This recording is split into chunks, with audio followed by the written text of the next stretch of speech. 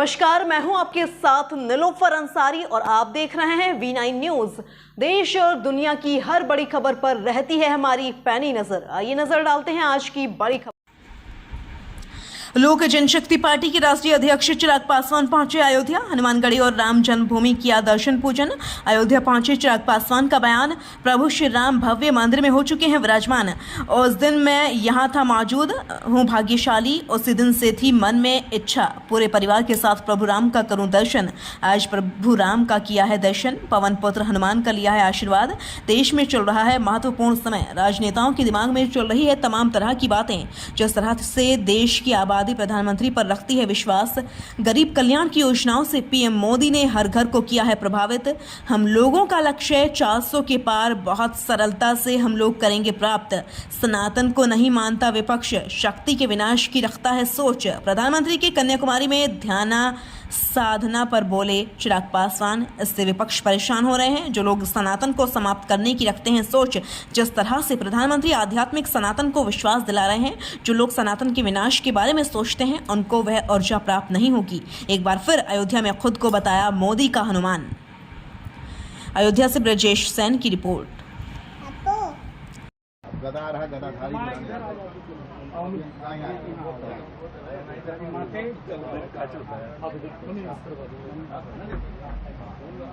तुम आओ ना मेरे पास, गदा पकड़ो।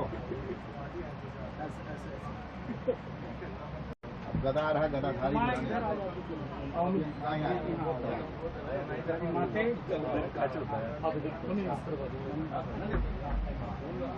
तुम आओ ना मेरे पास, गदा पकड़ो।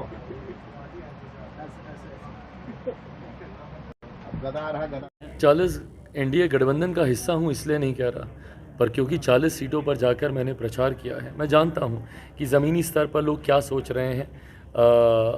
ये मेरे विश्वास को बढ़ाता है कि बिहार में 40 की 40 और लोकसभा में 400 पार। ये इच्छा मन में थी काफ़ी समय से। पिछली बार जब प्रधानमंत्री जी के साथ जब रामलला की प्राण प्रतिष्ठा में सम्मिलित होने का सौभाग्य मुझे प्राप्त हुआ था, उसी वक्त से मन में ये इच्छा थी कि परिवार के साथ एक बार आऊँ यहाँ पर। इस दौरान चुनाव की व्यस्तता की वजह से आना नहीं हो पाया, पर हाँ, मेरे लिए ये सौभाग्य की बात है कि परिणामों से ठीक पहले पुनः मुझे प्रभु श्री राम के दर्शन करने का, मुझे मेरे परिवार को ये मौका मिला। आज उनका आशीर्वाद लेकर हनुमानगढ़ी भी हम लोग गए, बजरंगबली जी का भी आशीर्वाद लेकर हम लोग जा रहे हैं। उम्मीद करता हूं कि आने वाले दिन, खास तौर पर 4 तारीख को जब परिणाम आएंगे, वो हम सब के लिए बढ़िया होंगे। 400 पार का मुझे लगता है बहुत सरलता से हम लोग इस लक्ष्य को प्राप्त कर लेंगे। आज की तारीख में मेरे प्रधानमंत्री को लेकर एक बड़ी आबादी में जो विश्वास है, आप ही मुझे बताएं, वो महिला जो गाँव में बैठी हुई है, जिसके लिए पहली बार दिल्ली में बैठे एक प्रधानमंत्री ने सोचा और शौचालय बनवाए, वो किन का साथ देंगे? या जिनको उज्ज्वला का लाभ मिला है, वो किन के साथ जाएंगी? जिनके पास आयुष्मान के माध्यम से 5-5 लाख रुपए का मुफ्त इलाज हो रहा है। आज से पहले जब घर पे कोई बीमारी आती थी तो लोग ज़मीन गिरवी रखते थे, गहने बेचे जाते थे। 5 लाख का आयुष्मान के माध्यम से जिनका इलाज हो पा रहा है, वो किन का साथ देंगे? या ऐसे 81 करोड़ लोग जिनको आज मुफ्त का अनाज प्रति माह प्रति व्यक्ति 5 किलो अनाज जिनको मिल रहा है, वो लोग किन का साथ देंगे? किसान सम्मान निधि डायरेक्टली आज जिनके खाते में जा रही है, वो किन का साथ देंगे? ऐसे में वो लाभार्थी, ऐसे गरीब वर्ग से आने वाले लोगों की संख्या बहुत ज़्यादा है, जिनको मेरे प्रधानमंत्री जी की गरीब कल्याण योजनाओं के माध्यम से जिनके जीवन में सकारात्मक प्रभाव आए हैं। ऐसे में मैं मानता हूँ कि देश की एक बड़ी आबादी मेरे प्रधानमंत्री जी पर विश्वास रखती है, एनडीए पर विश्वास रखती है, मोदी गारंटी पर विश्वास रखती है। और यही कारण है कि 4 तारीख को जब परिणाम आएंगे, 400 के लक्ष्य को बहुत सरलता से हम लोग पार कर लेंगे। 7वां चरण और अंतिम चरण है 2024 लोकसभा चुनाव का, और मुझे लगता है जिस तरीके से पिछले 6 चरण गए हैं, उसी तरीके से 7वां चरण भी हम लोगों के पक्ष का ही रहेगा।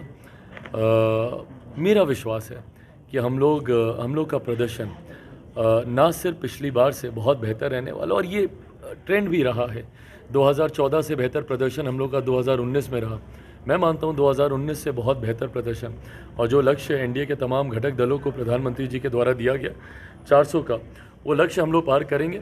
अंतिम चरण है, 7वें चरण की तमाम सीटों में मुझे लगता है अधिकांश सीटें एनडीए के पक्ष में रहेंगी। आस्था है मेरे प्रधानमंत्री जी की, और पहली बार नहीं है, 2014 में भी पिछला 2-2.5 महीना हर नेता के लिए कहीं ना कहीं व्यस्त तो रहा ही है, बट चुनाव प्रचार में गर्मी में जिस तरीके से सब लोग गए, ऐसे में हर किसी का अपना अपना तरीका होता है उन परिस्थितियों से अपने आप को बाहर निकाल कर वापस अपने आप को नियंत्रित करने का। मेरे प्रधानमंत्री ने 2014-2019 में हमेशा इस तरीके से जाकर उन्होंने ध्यान लगाने का उन्होंने काम किया। बट हाँ, जो लोग इसके ऊपर राजनीति करते हैं ये वो लोग हैं जो कि शक्ति के विनाश की कामना करते हैं। ये वो लोग हैं जिन्होंने कभी सनातन धर्म पर आस्था नहीं रखी, बीमारी बताकर उसके खात्मे तक का इन लोगों ने किया।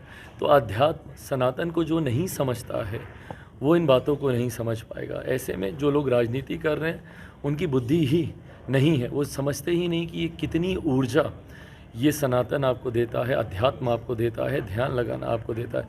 मेरे प्रधानमंत्री भी उसी उद्देश्य के साथ वहाँ गए हैं और मैं भी उसी उद्देश्य के साथ प्रभु श्री राम के दर्शन करने आया। 40 एनडीए गठबंधन का हिस्सा हूँ,